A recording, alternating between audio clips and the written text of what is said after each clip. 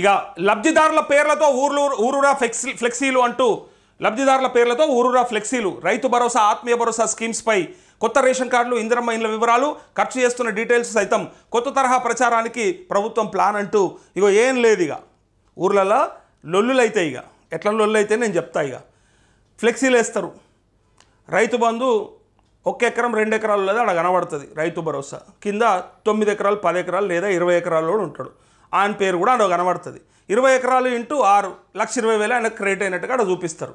ఇక చాలిగా ఇక ఇప్పటిదాకా తెలియని ఏవైతే ఉంటాయో, అరే ఎవరికి ఎక్కువ భూమి ఉన్నది, ఆయనకి ఇంతగానం రైతు బంధు వస్తుందా, అరే ఈయనకి ఇంతగానం లబ్ధి అయిందా, ఈయనకి ఇల్లు ఎందుకు, ఆయన కొడుకు గాన్నే పని చేస్తాడు, మంచిగా జీతం ఉన్నది అని అనుకునేటట్టుగా లేని పంచాయతీలు పెట్టడానికి ప్రయత్నం చేస్తూ ఉన్నారు. ఊరూరా ఫ్లెక్సీలు వేసి ఆ ఫ్లెక్సీల మీద పలానా ఆయనకి ఇందిరమ్మ ఇల్లు వచ్చింది అంటే నిజంగా లబ్ధిదారుడైతే పర్వాలేదు, నిజంగా ఇది పారదర్శకంగా ఉంటే పర్వాలేదు.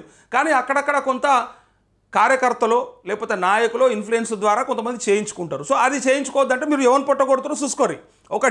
ఒకటి జనరల్గా మా పార్టీ అధికారంలోకి తీసుకురావడానికి కష్టపడ్డ కార్యకర్తలకు నాయకులకు కొంత ఏదో జరగాలి, ఏదో కొంత లబ్ధి జరగాలనే ఆశతోని జనరల్గా పనిచేస్తూ ఉంటాయి. అంటే ప్రభుత్వాలు, అంటే ఆ పార్టీలు, వాళ్ళకి సంబంధించిన కార్యకర్తలని వీళ్ళు ఫస్ట్ కార్యకర్తలను పొందబెడుతున్నారు. వీళ్ళు చేసే పని ఏంటంటే ఇక ఎక్కడ కూడా లాబియింగ్ కానీ ఎక్కడ కూడా ఎవరు కూడా రెఫరెన్స్ ఇచ్చి లేకపోతే పలానా ఆయనకి ఇస్తే ఇది అని చెప్పి చేపిస్తే అలా పేరు బయటకు వచ్చేస్తుంది. ఒకటి గతంలో జరిగినట్టు జరగదనేది వీళ్ళు పారదర్శకత కోసం వెతుకుతూ ఉన్నారు. మంచిగానే ఉన్నది. కానీ ఇంట్లో చూస్తే ఏమేళ్తుంది తెలుసా, ఊర్లలో గొడవలు అవుతాయి. గొడవలు ఎట్లయితే నేను చెప్తా.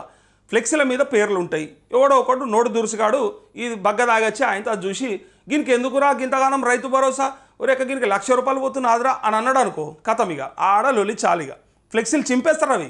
ఆ ఫ్లెక్సీలు చింపేస్తారు.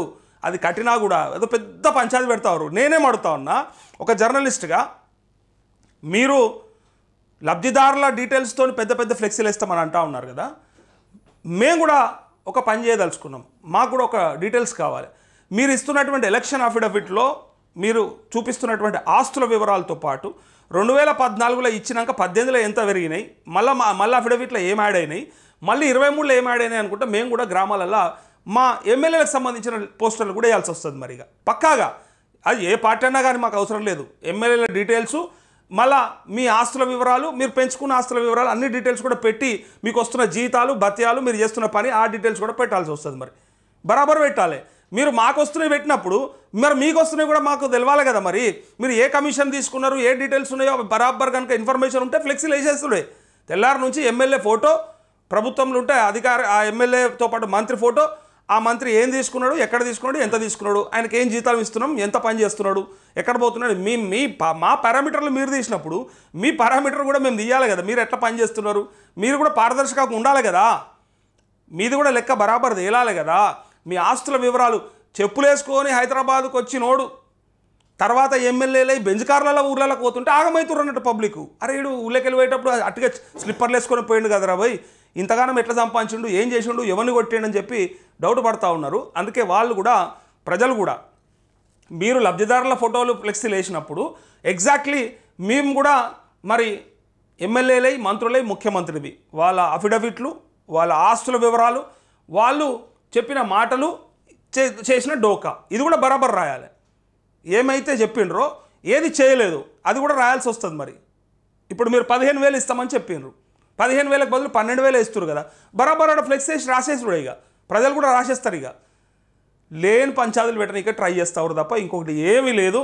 లబ్ధిదారులు అసలైన లబ్ధిదారులు అన్న మరి కొంత అవినీతి జరుగుతుంది, పారదర్శకంగా ఉంటే తప్ప అనర్హులకు కూడా పోతుంది కదా అన్న అంటే అరే అక్కడక్కడ కొంత జరుగుతూనే ఉంటుంది. కానీ అందులో కూడా ఆత్మీయ భరోసాకు సంబంధించి అయితే లొల్లి అవుతుంది. భూమి ఎక్కువ ఉన్నది చూసి లేనోడు ఓర్వలేడు అనుకో, కథమైపోయాడా, లొల్లి అయిపోయాయిగా, పంచాయతీ అవుతుంది ఒట్టిగా. అది లేని పొంది పెట్టుకున్నట్టే. అది ప్రభుత్వం ప్రతి గ్రామంలో ఫ్లెక్సీలను ఏర్పాటు చేసేలా ప్లాన్ చేస్తుంది. ప్రతి గ్రామంలో మనం కూడా ఒక ఫ్లెక్స్ వేసి వాళ్ళు ఇచ్చిన హామీలు, వాళ్ళు చేసిన డోకా బరాబర్ అక్కడ రాస్తే బాగుంటుంది. కరెక్ట్గా రాయాలి. అది కూడా ఆ ఫ్లెక్సీలపై వివిధ సంక్షేమ పథకాల లబ్ధిదారుల వివరాలను అందులో వెల్లడించనుంది. ప్రభుత్వం ప్రతిష్టాత్మకంగా అమలు చేస్తున్న రైతు భరోసా, ఇందిరమ్మ ఆత్మీయ భరోసా, కొత్త రేషన్ కార్డులు, ఇందిరమ్మ ఇళ్ల లబ్ధిదారుల డీటెయిల్స్ను ఫ్లెక్సీలుగా తయారు చేసి గ్రామాల వారీగా పెద్ద కూడలిలో ఏర్పాటు చేయించాలని సర్కార్ భావిస్తోంది. ఈ విధానంతో లబ్ధిదారుల ఎంపికలో పారదర్శకతతో పాటు సంక్షేమ పథకాలపై ప్రచారం వస్తుందని ఈ మధ్య జరిగిన కేబినెట్ సమావేశంలో నిర్ణయం తీసుకున్నట్టు తెలుస్తోంది అంటూ స్కీమ్ల వారీగా ఫ్లెక్సీలు. అసలు ఫ్లెక్సీలే పెట్టొద్దు, అసలు ఫ్లెక్సీలే వాడొద్దు అని చెప్పే ప్రభుత్వం మరి ఆ ఫ్లెక్సీల వల్ల కాలుష్యం అవుతా ఉంది పర్యావరణం అని చెప్పిన మీరే హైదరాబాద్లో అక్కడక్కడ పెడితే జిహెచ్ఎంసీలో వాళ్ళకి ఫైన్లు వేస్తూ ఇవాళ మీరే గ్రామాలలో ఫ్లెక్సీలు పెడతారు అంటే ఇక మరి మీ ఫ్లెక్సీలతోని ఎవరికి ఏం అక్కర వస్తుందో నాకు తెలియదు, కానీ అది ఎంత పారదర్శకంగా ఉంటుందో తెలియదు. కానీ ఫ్లెక్సీలు చింపుకునేదాకా కూడా వార్తలు చదువుతాం మనం. ఈయన్నే గ్రామాలలో ఫ్లెక్సీలు చింపుకురు తనుకుర్రట అని చెప్పి ఏదో ఒక వార్త వస్తే అది చదువుతాం మనం ఇక్కడే. అయితే నేటి నుంచి ఫీల్డ్ సర్వే 21 నుంచి లబ్ధిదారుల ఎంపిక అంటూ సిఎస్ చీఫ్ సెక్రటరీ చెప్పినట్టు ఇగో ఇయ్యాల నుంచి ఫీల్డ్ సర్వేనట. 21 నుంచి లబ్ధిదారుల ఎంపిక చేస్తారట. మొన్న మనం చెప్పినాం కదా కలెక్టర్ల సదస్సులో జరిగినటువంటి ఇన్ఫర్మేషన్ని వాళ్ళు దాన్నే కంటిన్యూ చేస్తూ ఇయ్యాల నుంచి చేస్తారట. ఇగో చూడండి, ప్రభుత్వ పథకాలను పారదర్శకంగా అమలు చేయాలని ప్రభుత్వ ప్రధాన కార్యదర్శి శాంతికుమార్ ఆదేశించారు. లబ్ధిదారుల ఎంపికకు అవసరమైన గ్రామ సభలను పకడ్బందీగా జవాబుదారీతనంగా నిర్వహించాలని ఆమె సూచించారు. పథకాల అమలు కోసం గురువారం నుంచి ఫీల్డ్ సర్వే నిర్వహించాల్సి ఉందన్నారు అంటూ యాక్చువల్గా సిఎస్ శాంతికుమారి గురించి ఒక మాట చెప్పాలి. తను అంటే కేసీఆర్ ఉన్నప్పుడు నియమించుకున్నారు కాబట్టి రేవంత్ రెడ్డి రాగానే పక్కకు పెడతాడేమో అని చాలా మట్టుకు వార్తలు వచ్చినాయి. ఎందుకంటే కేసీఆర్ ఇష్టపడి అపాయింట్ చేసుకున్నటువంటి సిఎస్ శాంతికుమారిని రేవంత్ రెడ్డి తప్పించి కొత్త అధికారం నియమించుకుంటాడు అనే ఒక ఆలోచనకు వచ్చిన తర్వాత కేసీఆర్ చేసినటువంటి పనులు, కేసీఆర్ తప్పిదాలు, కేసీఆర్ అవినీతి అవకతవకలు దొరికేదాకా ఈమెను పెట్టుకోవాలని డిసైడ్ అయినని మనకున్న సమాచారం. అలా ఏదైనా ఉంటే మొత్తం దొరికినాక వాళ్ళని జైలుకు పంపినాక మార్చుకుందాం. కానీ అప్పటిదాకా మాత్రం గత పరిపాలనలో జరిగినటువంటి ఏవైతే ఉన్నాయో వాటిని కంటిన్యూ చేయాలంటే, వాటిని డీటెయిల్స్ అన్ని మనము తీసుకోవాలంటే ఖచ్చితంగా శాంతికుమార్ని కంటిన్యూ చేయాలని చెప్పి చేసినట్టుగా, ఒకవేళ చేయకపోతే అవేవి బయటకు రావన్నట్టుగా, అవేవి దొరకవేమో అన్నట్టుగా తను ఆలోచనలో ఉండే, అందుకోసానికి ఇట్లా చేసిండని చెప్పి ఒక వార్త ఉంది. దీంతోపాటు శాంతికుమారి కూడా ఎప్పుడు ఏదో ఒక అంటే కోల్పోయినట్టుగా ఏదో ఒక కోల్పోతే కదా ఉన్నట్టుగా ఫేస్ పెట్టి ఇక అంటే బాధతోనో ఏదో చేస్తున్నట్టుగా కనిపిస్తుంది. అందుకే చాలామంది కామెంట్స్ చేస్తూ ఉంటారు, నేను అది గుర్తు చేస్తూ ఉన్నా. తను ఏదో కోల్పోతే కదా ఉన్నట్టుగా ఉంటుంది ఎప్పుడు కూడా శాంతికుమారి గారు. మరి కేసీఆర్ దూరమైండు, కేసీఆర్ ప్రజలకు దూరమైండు అని చెప్పి కేసీఆర్ ఉంటే బాగుండని ఆమె ముఖంలో కూడా ఉన్నదా, తనకు కూడా ఆలోచన ఉన్నదా లేదా తెలియదు. కానీ ఎగ్జాక్ట్లీ తన ముఖం చూస్తే అట్లా కనిపిస్తుంది. అప్పట్లో కొంచెం మంచిగానే ఉండేది, రాను ఇప్పుడు ఇక ఇష్టం లేకుండా చేస్తారు చూడు ఇంట్లో పని, అట్లనే కనపడతా ఉంది.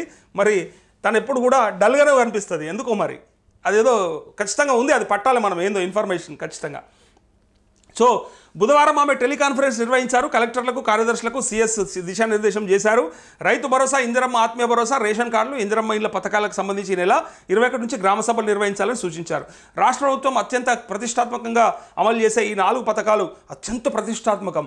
మరి మిగతా అన్నీ ఎక్కడ పోయినావు? ఈ 4 మాత్రం పెద్దవి అన్నట్టుగా వీటి గురించి 45,000 కోట్లు అంటే ఇక అదే పెద్దది అన్నట్టు.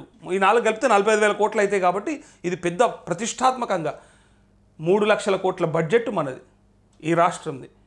మరి మిగతా హామీలు దునియా ఇచ్చి కూర్చున్నారు, వాటి గురించి మాట్లాడేటోడు లేడు. వాటిని అడగాలంటే కూడా అడుగుతలేరు.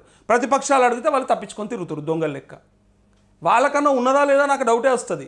అసలు నిజంగా ప్రజలు కూడా ఆనాడు ఆ గ్యారంటీ కార్డులు వాళ్ళు ఇచ్చిన హామీలు చూసి మస్తు మురిసిపోయారు. మారిపోయిందిరా భయ్, మొత్తం కేసీఆర్ చేసిన ఈ లంగా పనులు, ఈ దొంగ పనులన్నీ పక్కకు పోతే మస్తు అయిపోతుంది రా భయ్, మొత్తం తెల్లగా అయిపోతుంది రాష్ట్రం అనుకోరు, సాఫ్ అయిపోతుంది అనుకోరు. కేసీఆర్ చల్లిపోయిన బురద మాలాసుకుంది, అదంతా కడిగేస్తారు ఇలా అనుకోరు. అది అట్నే ఉంది, ఇది ఇట్నే ఉంది. పోయినోడు అట్లున్నాడు, ఉన్నోడు ఇట్లున్నాడు.